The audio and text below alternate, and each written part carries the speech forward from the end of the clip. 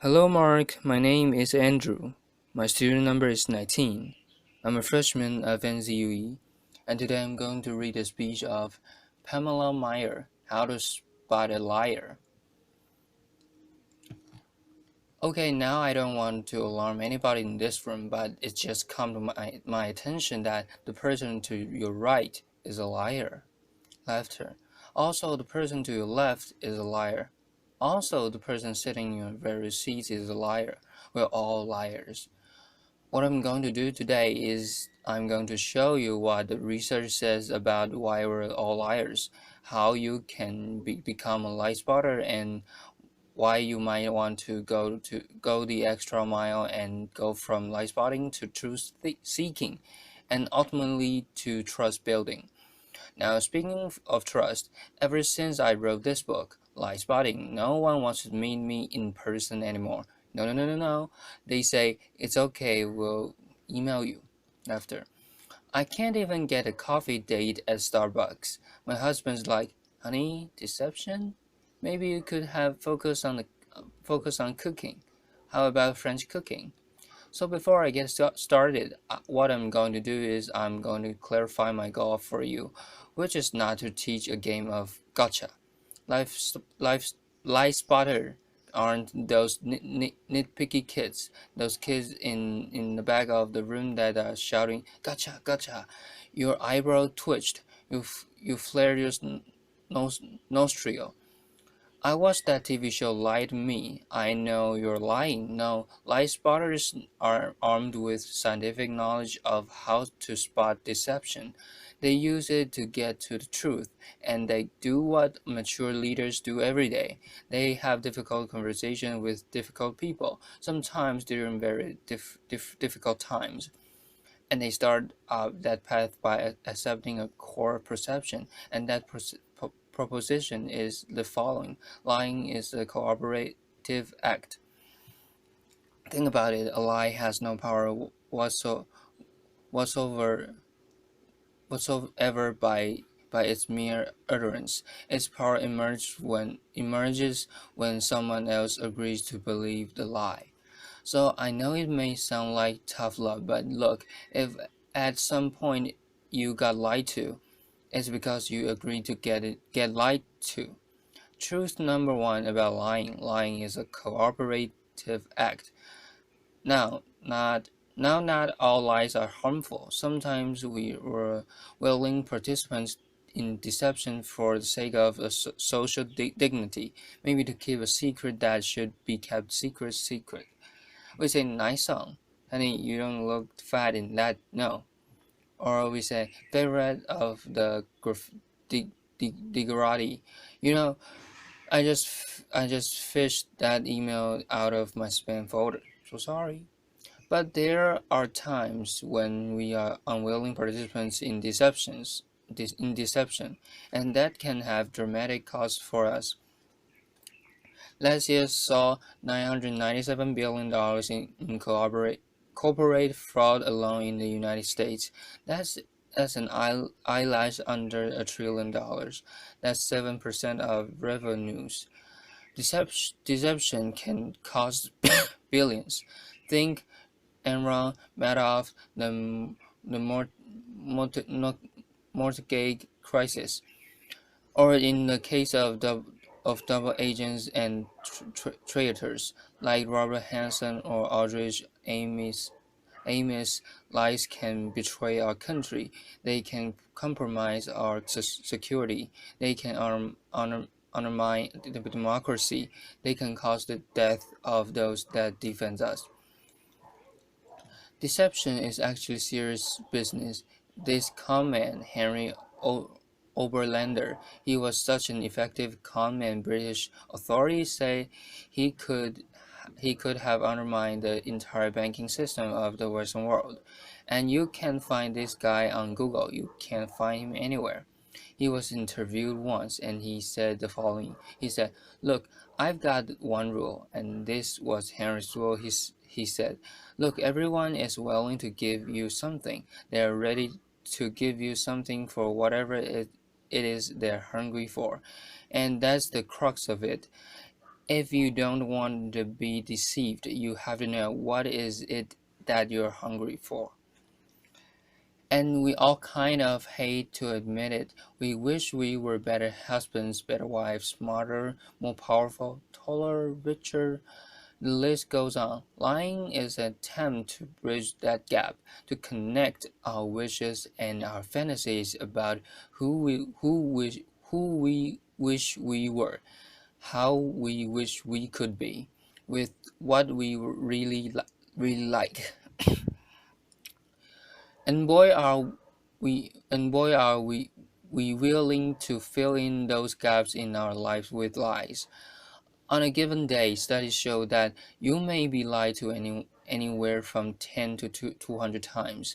Now, granted, many of those are white lies, but in another study, it showed that strangers lied 3 times within the first 10 minutes of meeting each other after. Now, when we first hear this data, we recoil. We can't believe how prevalent lying is. We're essentially against lying, but if you look more closely, the plot actually thickens. We lie more to strangers than we lie to co-workers.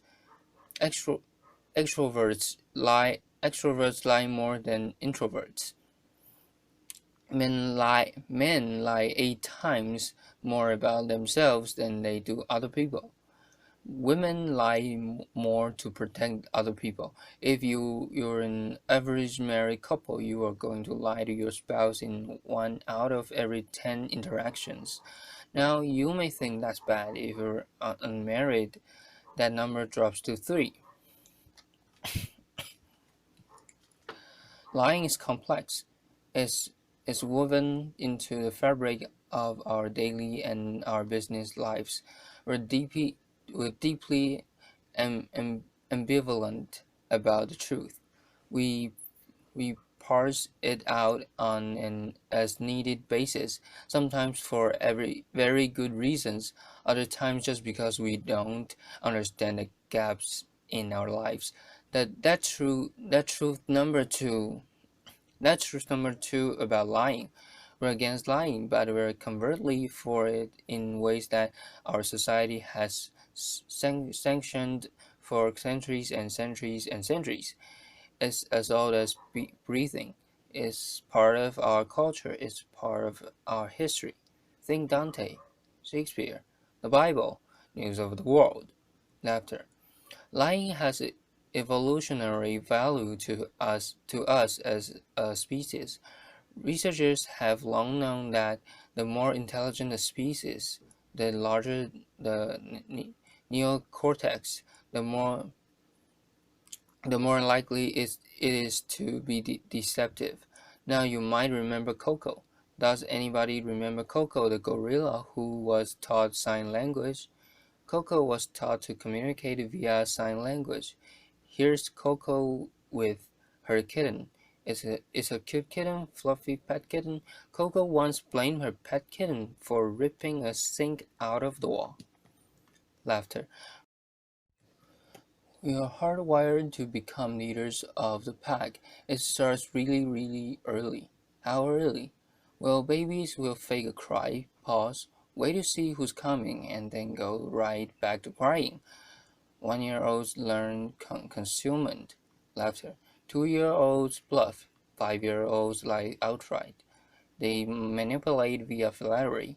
9-year-olds master of the cover-up. By the time you enter college, you're going to lie to your mom in 1 out every 5 interactions. By the time we enter this work world and we're breadwinners, we enter a world that is just cluttered with spam, fake digital friends, partisan media, ingenious identity thieves, world-class Ponzi schemers, a deception epidemic. In short, what one author calls a post-truth society. It's been very confusing for a long time now. What do you do? Well, there are steps we can take to navigate our way through the morass. Train life spotters get to the truth 90% of the time. The rest of us, we're only 54% accurate. Why is it so easy to learn? There are good liars and bad liars. There are no real original liars. We all make the same mistakes. We all use the same techniques.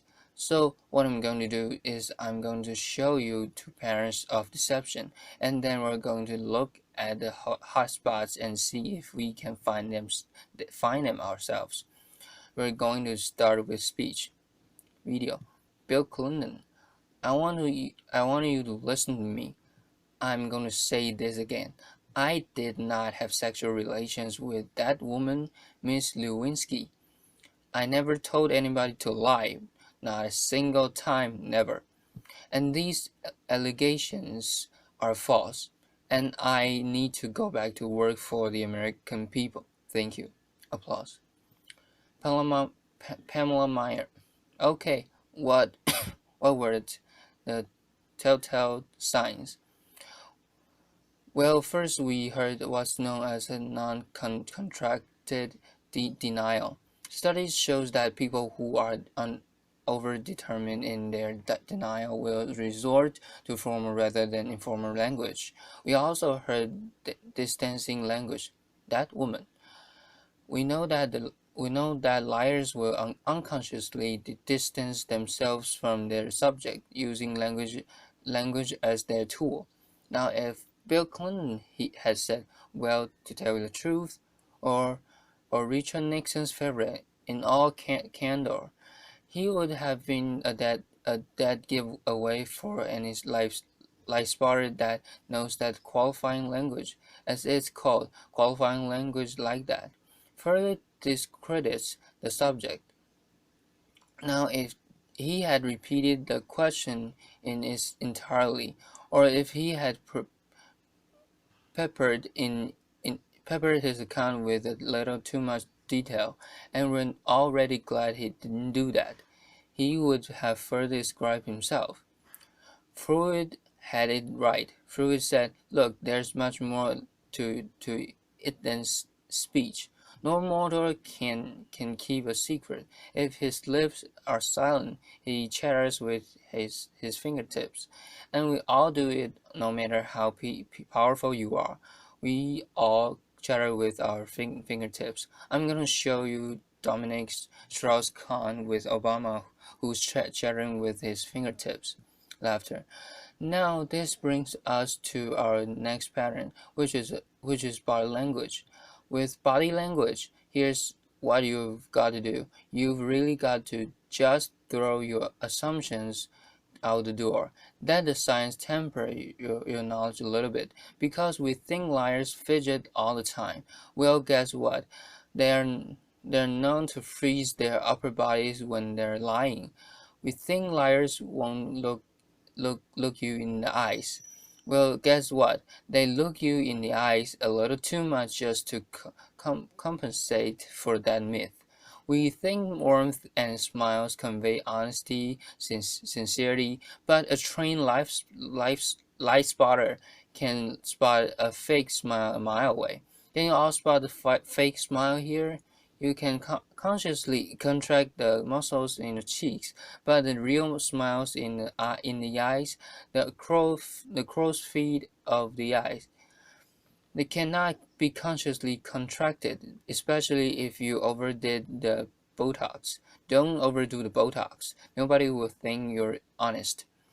Now we're going to look at the hotspots. Can you tell what's happening in a conversation? Can you start to find the hotspots, see the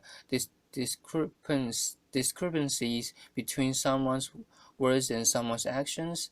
Now I know it seems really obvious, but when you're having a conversation with someone you suspect of deception, attitude is by far the most overlooked but telling of indicators. An honest person is going to be cooperative. They're going to show they're on your side, and they're going to be enthusiastic. They're going to be willing and helpful to getting you to the truth. They're going to be willing to brainstorm, name suspects, provide details. They're going to stay. Hey, maybe it was those guys in payroll that forged those checks. They're going to be infuriated if they sense they're wrongly accused throughout the entire course of the interview, not just in flashes. They'll be infuriated throughout the entire course of the interview. And if you ask someone else what should happen to whomever did forge those checks, an honest person is much more likely to recommend strict rather than lenient punishment. Now let's say you're having the exact same conversation with someone deceptive. That person may be withdrawn, look down, lower their voice, pause, be kind of herky-jerky. As a deceptive person to tell their story, they're going to pepper it with way too much detail in all kinds of irrelevant places, and then they're going to tell their story in strict chronological order. And what a trained interrogator does is they came in and in very subtle ways over the course of several hours. They will ask that person to tell the story backwards, and then they'll watch them squirm and track which questions produce the highest volume of deceptive tales. Why do they do that? Well, we all do the same thing. We, we we rehearse our words, but we rarely rehearse our gestures. We say yes, we shake our heads no. We tell very convincing stories, we slightly shrug our shoulders. We commit terrible crimes, and we smile at the delight in getting away with it. Now that smile is known in the trade as doping delight. And we're going to see what in several videos moving forward, but we're going to start. For those of you who don't know him, this is presidential candidate John Edwards, who shocked America by fathering a child out of wedlock. We're going to see him talk about getting a paternity test. See now if you can spot him saying yes while shaking his head no, slightly shrugging his shoulders. Via John Edwards, I'd be happy to participate in one. I know that it's not possible that this child could be mine because of the timing of events, so I know it's not possible. Happy to take a paternity test and would love to see it happen. Interviewer, are you going to do that soon? Is there somebody? JE, well, I'm only one side of the test, but I'm happy to participate in one. PM, okay, those head shakes are much easier to spot once you know to look for them. There are going to be times when someone makes one expression while masking another that just kind of leaks through in a flash. Murderers are known to leak sadness. Your new joint venture partner might shake your hand, celebrate, go out dinner with you, and then leak an expression of anger.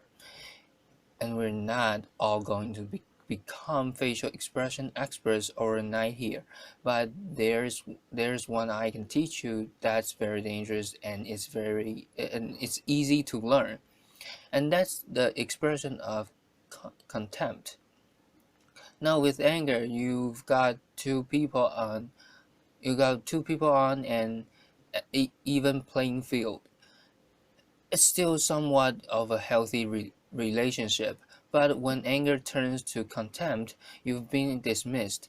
It's associated with more superiority. And for that reason, it's very, very hard to recover from. Here's what it looks like. It's marked by one lip corner pulled up and in. It's the only as asymmetrical expression. And in the presence of contempt, whether or not deception follows, and it doesn't always follow, look the other way, go the other direction. Reconsider the deal, say, no thank you, I'm not coming I'm not coming out for just one more nightcap. Thank you. Science has surfaced many more indicators. We know, for example, we know liars will shift their blink rate, point their feet towards an exit. They will take barrier objects and put them between themselves and the person that is interviewing them. They alter their vocal tone, over often making their voice tone much lower. Now, here's the deal. These behaviors are just behaviors. They're not proof of deception. They're red flags. We're human beings. We make deceptive, flailings, gestures all over the place all day long. They don't mean anything in and of themselves. But when you see clusters of them, that's your signal. Look, listen, probe. Ask some hard questions. Get out of that very comfortable mode of knowing. Walk into curiosity mode. Ask some questions. Have a little dignity. Treat the person you're taking that you're treat the person you're talking to within report. Don't try to be those folks on Law and Order and those other TV shows that pummel their subjects into submission. Don't be too aggressive. It doesn't work. Now we've talked a little bit about how to talk to someone who's lying and how to spot a lie. And as I promised, we're now going to look at what the truth look like. But I'm going to show you two videos, two mothers. One is lying, one is telling the truth. And these were surfaced by researcher David Matsumoto in California. And I think they're an excellent example of what the truth looks like. This mother, Diane Downs, shot her kids at close range, drove them to the hospital while they bled all over the car, claimed a scraggy, cared stranger did it. And you see, when you see the video, she can't even agonizing, pretend to be an agonizing mother. What you want to look for here is an incredible discrepancy between horrific events that she describes and her very cool demeanor. And if you look closely, you'll see doping delight throughout this video. Dying downs. At night, when I close my eyes, I can see Christy reaching her hand out to me while I'm driving, and the blood just kept coming out of her mouth, and that maybe it'll fade too with time, but I don't think so. That bothers me the most. PM. Now I'm going to show you a video of an actual grieving mother, Erin Runian, confronting her daughter's murderer and torture in court. Here you're going to see no false emotion, just the authentic expression of a mother's agony. Video, Erin Runian. I wrote this statement on the 3rd anniversary of the night you took my baby, and you hurt her, and you crushed her. You terrified her until her heart stopped. And she fought, and I know she fought you, but I know she looked at you with those amazing brown eyes, and you still wanted to kill her. And I don't understand it, and I never will. PM. Okay, there is no doubting the veracity of those emotions.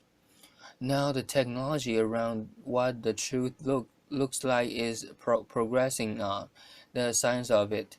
We know, for example, that we now have specialized eye trackers and infrared brain scans, MRIs that can decode the signals that our bodies send out when we're trying to be deceptive. And these technologies are going to be marketed to all of us as a panacea for deceit, and they will prove incredibly useful someday. But you've got to ask yourself in the meantime, who do you want on your side of the meeting? Someone who's trained in getting to the truth, or some guy who's going to drag a 400-pound electro electroencephalogram through the door. Icebarers rely on human tools. They know, as someone said, characters who you are in dark. And what's kind of interesting is that today we have so little darkness. Our world is lit up 24 hours a day. It's transparent with blogs and social networks broadcasting the buzz of a whole new generation of people that have made a choice to live their lives in public. It's much more noisy world. So one challenge we have is to remember oversharing. That's not honesty. Our manic tweeting and texting can blind us to the fact that the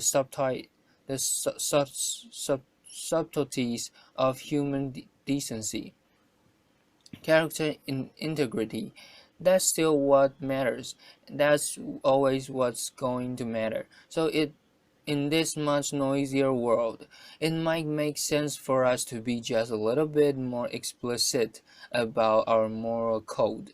When you combine the science of recognizing deception with the art of looking, listening, you exempt yourself from collaborating in a lie. You start up that path of being just a little bit more explicit because because you signal to everyone around you. You say, hey, our world is going to be an honest one. My world is going to be one where truth is strengthened and falsehood is recognized and marginalized. And when you do that, the ground around you starts to shift just a little bit, and that's the truth. Thank you. Applause.